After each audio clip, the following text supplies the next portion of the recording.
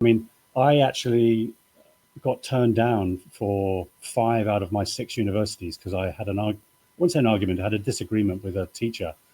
And how the university system in England works is that you get a predicted grade. So they tell you, hey, on this piece of paper that we're going to send to all of the universities, we're going to predict you an A, a B, a C, and each of those has a point grade.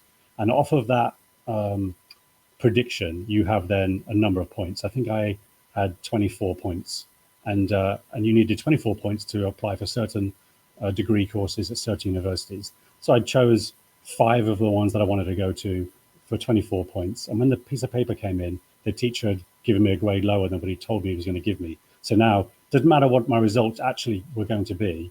I was being predicted 22 points, so I got instantly turned down by all of my preferred universities.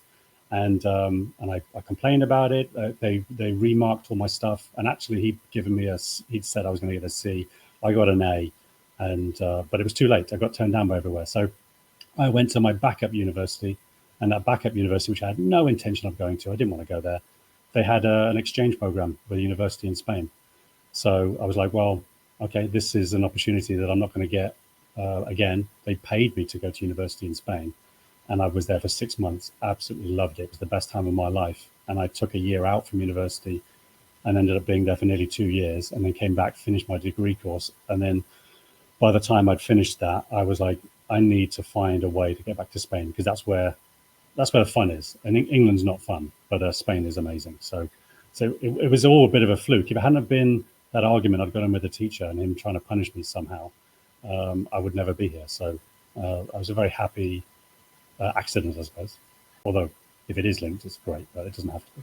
Right.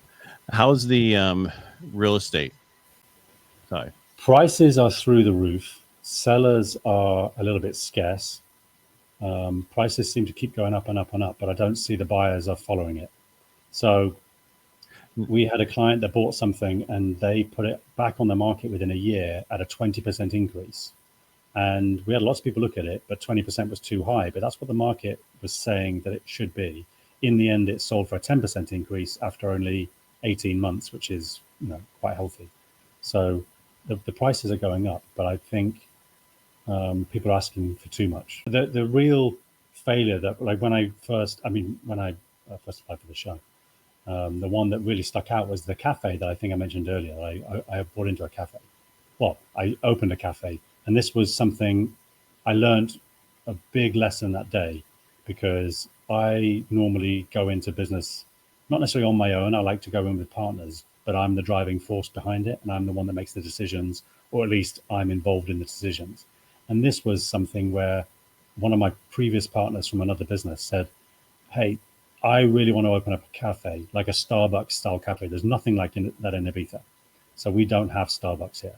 So he's like, I want to open up a Starbucks cafe. It's going to go amazing. Trust me, I know my coffee. It's going to be brilliant. Now, I don't drink coffee. So I'm not in that demographic. I don't understand that business. I'm never going to be the customer. So for that reason, I should have said no. And I've always learned that. If I don't see a reason why I would pay it, I don't necessarily understand why other people are going to pay the price. But now if I go into anything, I have to have the mindset that I am the customer, and I know what the customer wants, and I have to understand what they want. And if I understand what they want, I can sell to them, and I can make my business streamlined in such a way that I can provide the best service for the low cost, and that's how you make a success. So yeah, it was really important to fail that one time, but I'd rather have the money in my pocket than have failed. But it is what it is.